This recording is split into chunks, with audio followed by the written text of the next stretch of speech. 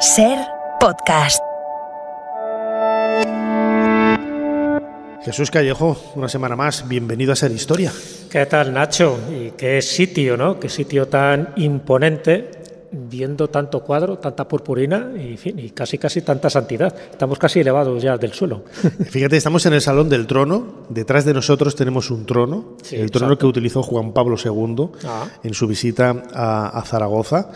Y es un lugar, como digo, encomiable, con una magia, con un espíritu muy especial, ¿no? Todos estos lugares, fíjate, cuando hemos hecho programas en iglesias, en museos, acuérdate en Valladolid, ese programa que hicimos en el monasterio de Santa Ana, el convento de Santa Ana, hablando de la Semana Santa, era un lugar pequeño, recogido, pero tienen una magia especial, ¿eh?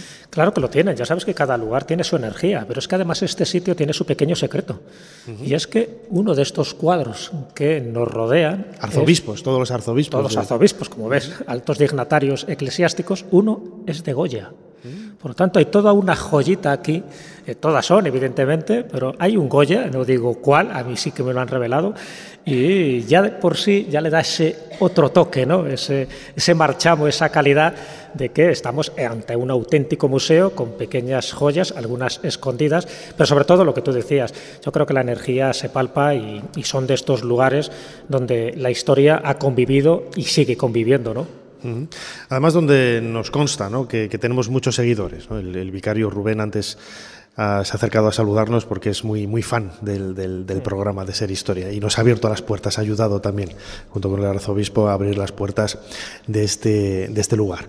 Lo decía ahora Jesús Callejo, vamos a hablar del Papa Luna, vamos a viajar a ese momento a caballo entre el siglo XIV y el siglo XV.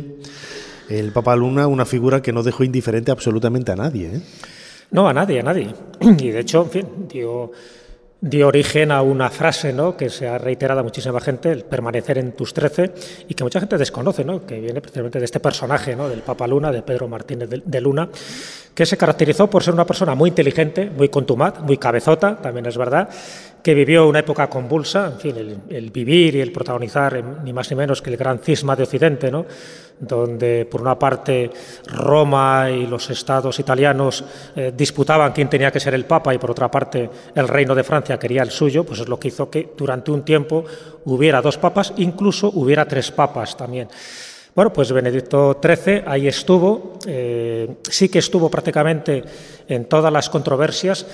También es cierto que muchos datos cronológicos a veces son un poco contradictorios porque se habla de que murió a una edad tan longeva como los 94 años, pero hay otros documentos que nos indican que posiblemente fuera un poco más joven, cuando digo más joven, por lo menos con 85 años, lo cual ya es bastante para la época que le tocó vivir, y que luego pues tuvo como una serie de lugares, evidentemente, donde él dejó su huella, no solo en la Universidad de Montpellier, donde él fue profesor de Derecho Canónico, sino evidentemente en Illueca, que es donde nace, en Sabiñán, donde, en fin, ha estado durante muchísimo tiempo su cráneo, y por supuesto en Peñíscola, que además ese castillo de Peñíscola, un castillo templario, ha sido escenario de multitud de películas, desde El Cid hasta Calabuch, incluso en Juego de Tronos. Es decir, bueno, pues en todos estos lugares el Papa Luna siempre ha dejado esa huella. Una huella especial, ¿no? Hasta el punto que incluso se ha añadido muchos más elementos fantásticos, prodigiosos a su biografía, que luego te iré comentando.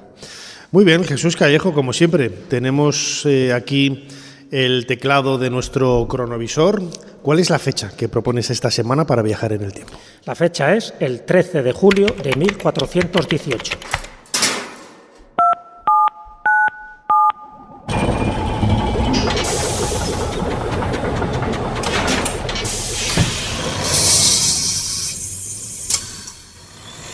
Adelante, pasen. Jesús Callejo les está esperando junto al cronovisor.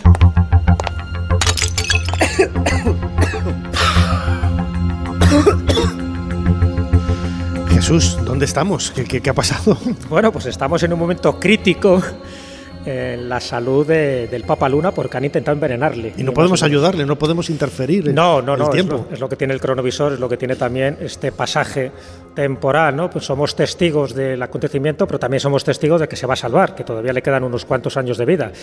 Es un momento también clave porque se ha nombrado a Martín V, ¿no?, la ciudad santa, y Martín V le seguía estorbando, ¿no?, que Benedicto XIII estuviera en Peñíscola, y él además ejerciendo de papa, a pesar de que en el Concilio de Constanza ya le habían declarado como hereje y como antipapa.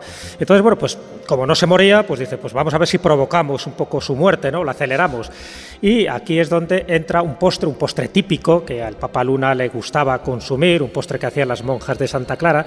Estamos hablando del citronat, que por cierto se ha recuperado un poco la receta, y este citronat, bueno, sería una especie de sorbete de limón, en fin, tenía un tipo de elemento también muy dulce con mermelada. Suena a bebida energética de ahora. Pues el citronat, efectivamente.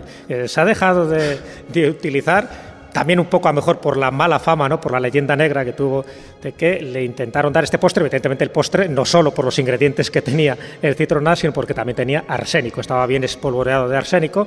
En fin, el Papa Luna era un tío duro, y el médico también que tenía, Jerónimo de Santa Fe, el médico personal del pontífice, se hizo que rápidamente vomitara, que echara, en fin, toda la ponzoña que él había ingerido. Y aquí entra un elemento clave, o dos elementos claves. Por una parte, se sabe quién es el que le intentó envenenar, ni más ni menos que sus sirvientes, Fray Calvet y Domingo d'Alavia, que eran, bueno, pues un poco como súbditos del cardenal Adimari, que a su vez era como el legado papal de Martín V. Entonces todo encajaba, ¿no? En fin, se les había pagado convenientemente para envenenarle. Y luego la receta, la famosa tisana del Papa Luna, que utilizó el médico Jerónimo de Santa Fe, y que por cierto también se ha comercializado.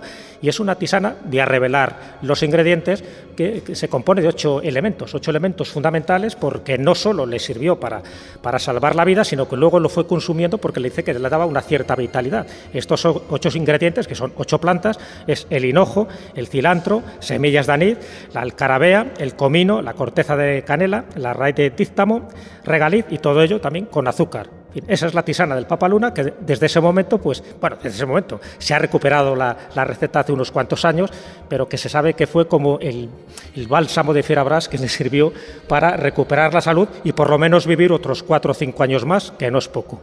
Desde luego, porque ya era un personaje talludito, ¿no? Era mayor, pero con una vida muy intensa, ¿no? Él, lo decías antes, había estudiado en Francia, había creado colegios, universidades, es decir, era una persona muy involucrada en el mundo de la cultura y del humanismo, que todavía no existía como tal, pero casi, ¿no?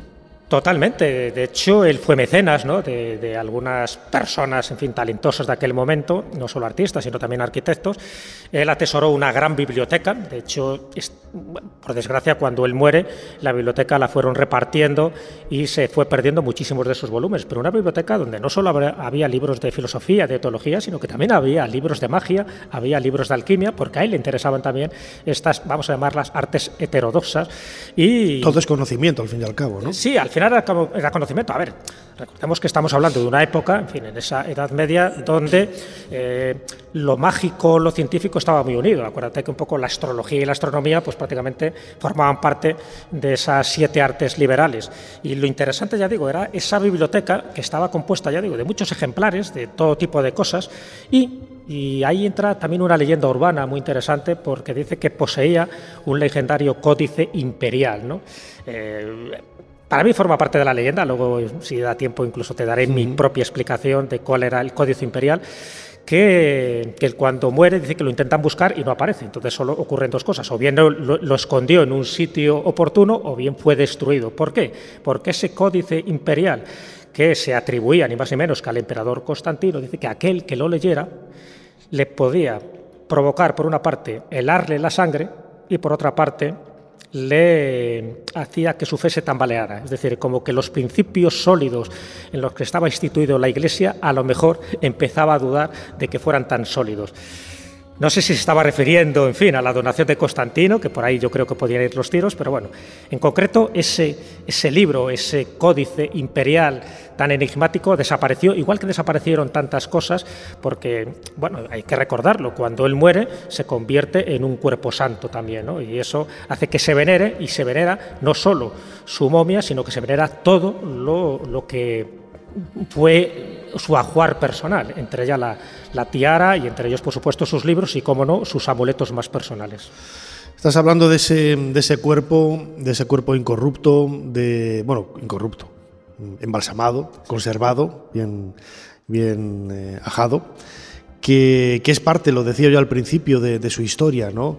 La última muesca, podríamos decir ya a estas alturas, ¿no? Ahora en 2023, la penúltima o la antepenúltima muesca de esa historia, que todo suma y que, bueno, lo comentaba antes en una compañera, a Pilar de la cadena SER, una entrevista que me hacían para La Ventana, que yo siempre soy muy optimista, ¿no? Y muy positivo, ¿no? De cualquier robo, de cualquier inconveniente, de cualquier contratiempo, siempre se puede aprender algo, ¿no? Y el caso del robo, por ejemplo, del cráneo del Papa Luna, de la cabeza del Papa Luna en el año 2000, pues supuso, ¿no?, ponerlo pues prácticamente en valor, tal y como no se había hecho hasta entonces. Queríamos invitar, Jesús, a este cronovisor, a una figura que es carismática, no solamente en el conocimiento del Papa Luna, sino de todo lo que supuso la historia del robo. No estoy hablando del ladrón, sino de aquel que lo dio a conocer al mundo entero, literalmente al mundo entero. Santiago Cabello, periodista,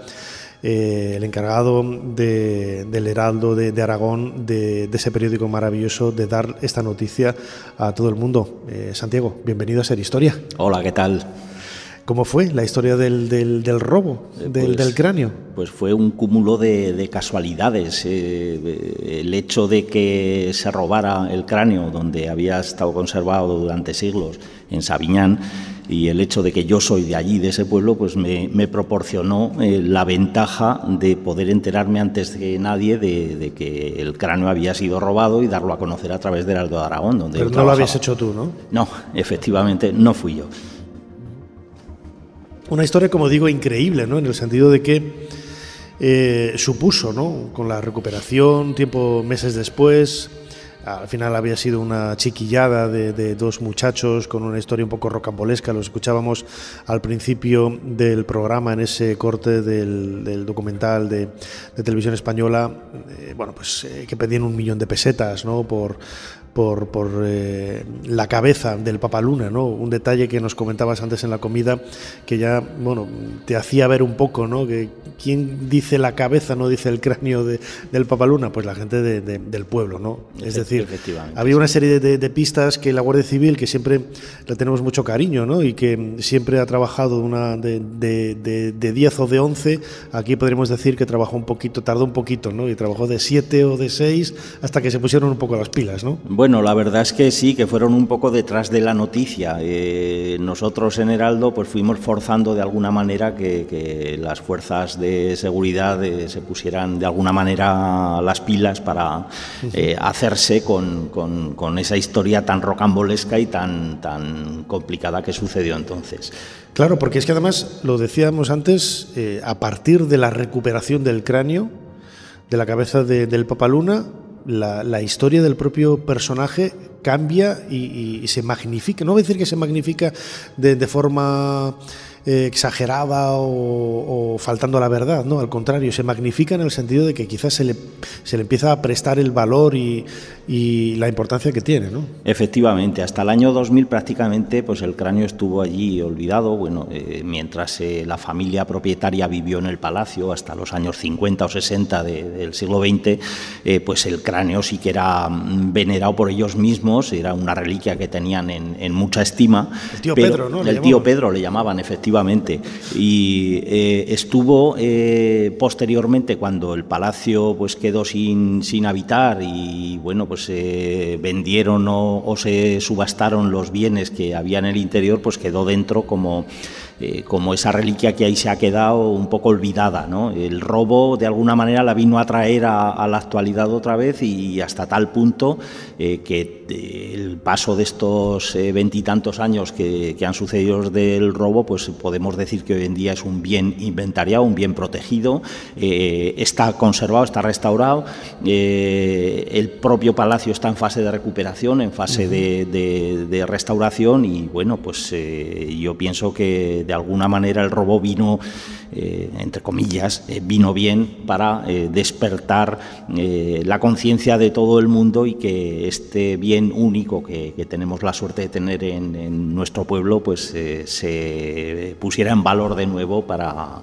no sé, el mismo hecho de que estemos hoy aquí, claro, en un establecimiento, en un museo que pertenece a la Iglesia, ya nos está dando una pista acerca de lo que ha cambiado la concepción en este tiempo acerca de este personaje, que de considerarlo un antipapa. De hecho, en Sabiñán, mientras el palacio está en restauración, el cráneo del Papa Luna se conserva en la capilla de la iglesia del pueblo, se conserva en la capilla que fue de los condes, y eso es un hecho significativo, ¿no? Creo que avanzamos en el buen camino hacia la recuperación del buen nombre de Benedicto XIII como una persona que fue fundamental y que ahí están los hechos. Hasta el 2 de julio, quiero recordarlo, que luego hablaremos con Sergio Blanco, director de este Museo Diocesano Alma Mater. Se puede visitar en Zaragoza, en este museo, la exposición El Papa Luna, en donde precisamente se puede ver la cabeza, el cráneo tan celebérrimo de este protagonista de la historia. Jesús. Sí, Santiago, estabas contando lo del robo del cráneo, ¿no?, del Papa Luna en el año 2000, pero no fue la única profanación. Es decir, ya su cuerpo en siglos anteriores había sido profanado. Antes Nacho comentaba, ¿no?, que en la Guerra de Sucesión, a pesar de que últimamente hay estudios que dicen que posiblemente a lo mejor fue la Guerra de la Independencia, pero anteriormente también, cuando estaba en Illueca, y estoy hablando del año 1537, creo que se acercó por allí un sacerdote italiano que, en fin, que conocía la fama de herético, ¿no?, que le había dado la Iglesia al cuerpo, ¿no?, y por supuesto a la personalidad de nuestro querido personaje, y se acerca con su bastón o con su callado y creo que hace una tropelía bastante gorda. Creo además el personaje, que se llamaba Juan Porro, sí. En fin, yo creo que el apellido ya estaba encaminado, ¿no?, a cometer un acto vandálico, y yo no sé cómo salió a bien de ellos. ¿Nos puedes contar un poco qué pasó en aquel año? Bueno, parece ser que desde el fallecimiento del Papa y desde su traslado a su casa natal en Illueca, pues siguió siendo venerado. Era un personaje fundamental en Aragón, había sido un mecenas importantísimo y se le tenía como algo venerable y milagroso, de tal manera que en el Palacio de Illueca debería de estar expuesto. Y esto no gustó a este personaje, no gustó que una figura que había sido calificada por la Iglesia como herética pues siguiera siendo venerada, con lo cual la emprendió a mamporros, nunca mejor dicho, y pues parece ser que entonces fue cuando se decidió no tenerlo expuesto sino enterrarlo, y de ahí pasó a que estuviera un poco más oculto hasta el momento en que las tropas francesas, se dicen, fueron y la emprendieron con todo, y terminó el cráneo trasladándose al Palacio de Sabiñán para protegerlo, porque era de la misma familia. Bueno, y fíjate que cuando ocurre lo del robo, contando ya estos otros dos peripecias anteriores, ¿no?, se volvió a relucir o a resaltar una vieja profecía y casi maldición de San Vicente Ferrer, diciendo, bueno, en fin, que las tuvo también con Benedicto XIII, diciendo que cuando él estuviera muerto, que al final acabarían jugando con su cabeza como si fuera una pelota. Es decir, mucha gente revivió eso como si se volviera un poco a reproducir esa maldición. Yo no sé hasta qué punto tiene credibilidad o al final se exageró todo. Yo lo que hemos conocido a base de estudiar y de ver escritos es que la reliquia, desde luego, desde que estuvo en Sabiñán, ha sido muy venerada y muy cuidada por la familia hasta el momento, como digo, en que se abandonó el palacio, que se dejó de habitar. Lo tenían en el salón principal, en una capilla dentro de una urna. Muchas veces lo sacaban en una mesita, lo sacaban al palacio, al salón principal del palacio, y lo tenían, ya digo, la misma anécdota que comentaba Nacho de que le llamaran el tío Pedro, pues es prueba definitiva de que la familia lo tenía como una reliquia de un antepasado ilustre. Santiago, estaba escuchando, estaba viendo también el trono que tenemos detrás, utilizado por Juan Pablo II. El Papa Luna, ¿no? Pues, es un personaje ahora muy conocido, muy popular, con mucho predicamento. Este año, precisamente por ese sexto centenario de su muerte, pues ha habido muchísimas publicaciones, ¿no? Y uno, te quería preguntar, como periodista, que palpas un poco, ¿no?, el latir, el sentido de la sociedad aragonesa. En este sentido, se ha pedido, ¿no?, el presidente del gobierno de Aragón visitó al Papa Francisco para solicitar, ¿no?, también, entre otras cosas, que se le devolviera, ¿no? Primero, porque fue excomulgado, ¿no? Que se devolviera la comunión, no sé si se dice así, pero también que volviera a la lista de papas, ¿no? Donde se le sacó por ese cisma, ¿no? Que luego hablaremos con más detalle con otros invitados, ¿no? ¿Qué recorrido tiene toda esta historia? Yo pienso que el camino que se está llevando es el adecuado. Estamos dignificando su figura, volviéndola a sacar a la luz, dándola a conocer a través de esos libros, del documental que hizo Germán Roda, de otra serie de elementos y bueno, pues el hecho de esta celebración que estamos teniendo este año con motivo de su fallecimiento, de su aniversario, esta misma exposición que hay aquí en este magnífico museo, yo creo que está permitiendo dar a conocer a este personaje y está permitiendo sacar a la luz la verdad sobre ese personaje que fue fundamental no digo en el Aragón ni en España, digo en la Europa de la época y en el mundo. Fue protagonista de los sucesos, los más importantes que hubo en el mundo en aquella época. Eso va a permitir poco a poco que la Iglesia se dé cuenta de que hay que mirar las cosas con otros ojos a como se miraban hace 600 años y devolverle esa dignidad para reconocerlo no solo como un personaje que actuó en contra de la Iglesia, sino todo lo contrario, un personaje que con su terquedad, con su cabezonería que muchas veces se le achaca, yo creo que lo único que hizo a lo largo de su vida fue defender su derecho, el derecho que él consideraba que tenía como papa. Además, Jesús, el propio apelativo de antipapa, ¿no? Parece que se le está señalando como algo demoníaco, como algo diabólico, y cuando es totalmente injusto, ¿no? En el momento que empiezas a leer retazos biográficos, menciones de la época, incluso de algunos de sus perseguidores o enemigos, te das cuenta de que detrás del trabajo de Benedicto XIII había más elementos positivos que negativos, ¿no? No, totalmente. Además, él se mantuvo en sus 13, tenía su derecho y además su legitimación, porque él decía que fue cardenal, investido cardenal antes de que se produjera el cisma, por lo tanto no estaba ya señalado por esas presiones políticas que luego se generaron, porque de ahí viene un poco el cisma, ¿no? Por las presiones políticas tanto de Roma como de Francia por imponer a los suyos. Y él un poco lo reivindicó, él dice que había sido nombrado directamente por Clemente VII en Aviñón y por lo tanto pues tenía más derechos que cualquiera otro. Pero efectivamente tanto en el concilio de Pisa como en el concilio de Constanza se determina que es antipapa, que es cismático y que es hereje. Y además ya sabes que para estigmatizar a alguien se decía que tenía tratos con el diablo, siempre se asociaba, eso también se lo dijeron a Silvestre II, ¿no? el papa del año 1000. Y bueno, pues como encima atesoraba este tipo de libros de magia, de alquimia, que le interesaban este tipo de cosas, que además bebía tisanas con plantas medicinales, pues todo eso generó una leyenda negra, pero sobre todo de aquellos que intentaban desacreditarle. Los que conocían un poco su linaje, los que conocían su honradez, sabían perfectamente que en esa época donde había 3 papas, el papa más correcto desde un punto de vista legítimo era él.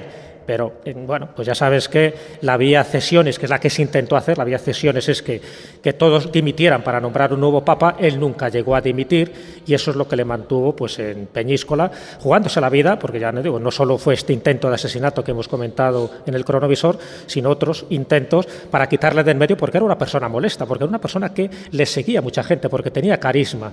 Entonces, bueno, pues eso es lo que hizo que al final fuera venerado como un auténtico santo popular, que iban allí a buscar su reliquias y que tenía sus detractores, pero también unos seguidores muy profundos. Cuando él muere, evidentemente hay otro papa que continúa un poco esa saga, pero bueno, hasta que al final se acuerda y sobre todo por parte de Alfonso V de Aragón, que renuncie y ya teóricamente ese cisma que duró, fíjate, ni más ni menos que 40 años, pues al final se fuera diluyendo y solo hubiera un papa. Pero él, si miramos un poco por genealogía y por legitimidad, él era el cardenal legítimamente autorizado en aquella época y no los demás que llegaron con las presiones políticas tanto de Roma como de Aviñón. Santiago Cabello, periodista del Heraldo de Aragón, que sacó en aquel mes de abril, creo, ¿no? del año 2000, la noticia del robo del Papa Luna. Fue una noticia que nos lo comentabas antes, ¿no? Al día siguiente de aparecer en el Heraldo de Aragón, se vio reflejado, ¿no?, en todos los periódicos internacionales, en Estados Unidos, en Europa, en muchísimos lugares, quizás también por el propio eco que nosotros no hemos tenido, ¿no?, del Papa Luna, de ser un papa carismático en ese momento del cisma, algo que sí que reconocieron fuera o que sí que vieron fuera, pero aquí no, porque insistimos, ¿no?, hasta el año 2000 prácticamente nadie, bueno, el Papa Luna, sí, el Papa Luna, pero muy poco caso al pobre Papa Luna. Sí, desde luego la repercusión que tuvo la noticia fue bestial, o sea, nos sorprendió a todos. O sea, fue publicarla un 11 de abril del año 2000 y al día siguiente se hicieron eco pues todos los medios de comunicación más importantes del mundo, New York Times, Washington Post, el propio Observatorio Romano. O sea, fue una noticia que sobrepasó muy mucho lo que era una noticia local, que es lo que podríamos haber dado desde Heraldo de Aragón, que somos un medio eminentemente local. Claro, no deja de ser un papa. Sí, claro, un papa, y además un papa importantísimo en su época, o sea, no cualquier papa. Fue un personaje fundamental en la historia en esa época, en siglos XIV-XV, fue un bombazo, algo que movió conciencias, y yo creo que eso es lo que consiguió de alguna manera lo que hablábamos antes, que saliera de ese olvido en el que había permanecido durante mucho tiempo. Jesús, ¿querías apuntar? Sí, nada, una cosilla en relación al robo, ¿no? Al robo del año 2000, a esta Operación Luna, como así la llamaron. En fin, yo creo que estaba claro, ¿no?, que el nombre era muy propicio.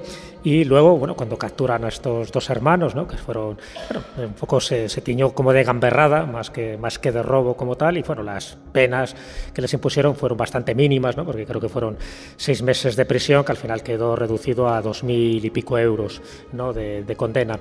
Pero la pregunta que te quería hacer, Santiago, es, paradójicamente, ¿el robo del cráneo del Papa Luna hizo un gran favor a Sabiñán, a Illueca y al propio Papa Luna?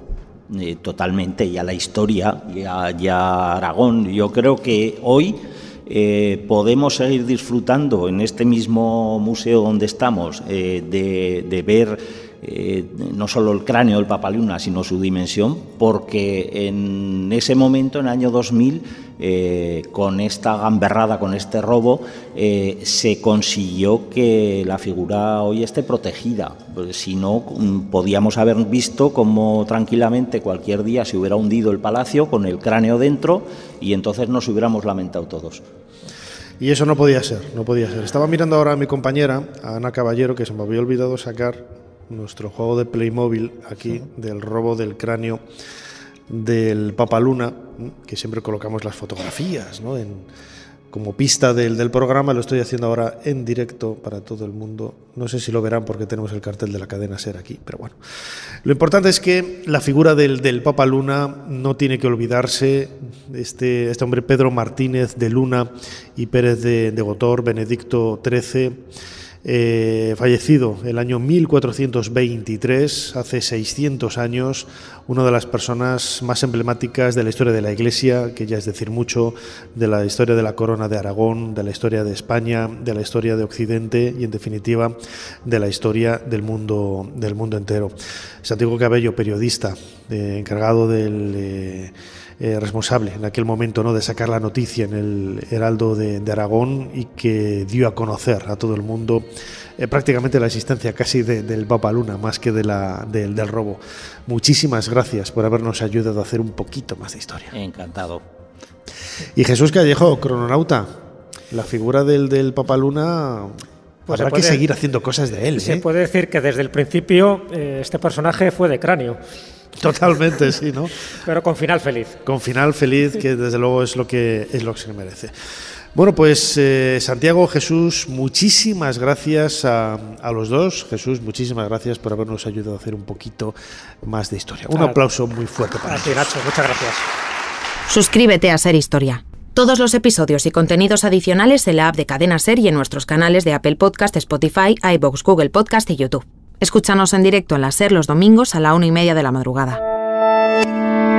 Cadena Ser. La radio.